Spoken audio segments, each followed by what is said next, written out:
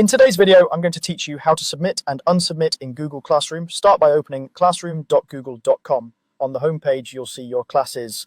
Click the class where you need to turn in work. Along the top, go to the Classwork tab. This is where all assignments are organized by topic. Find the assignment you're working on, maybe it's called reflection paper or something similar, and click it. Then select View Instructions to open the full details. Take a moment here to read the directions, check the due date, and look for any attached resources or a rubric so you know exactly what's expected.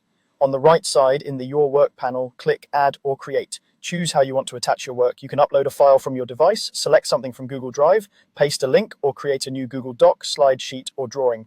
If you're uploading from your computer, wait for the progress to finish so the file fully attaches.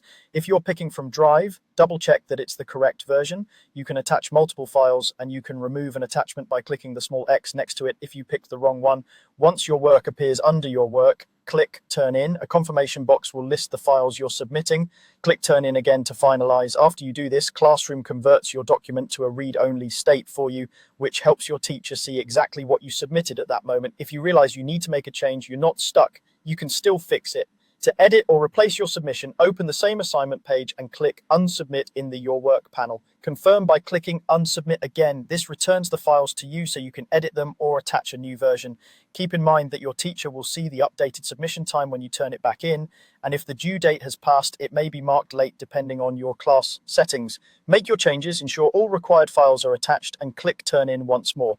A few quick tips: use clear specific file names so your teacher can identify your work easily.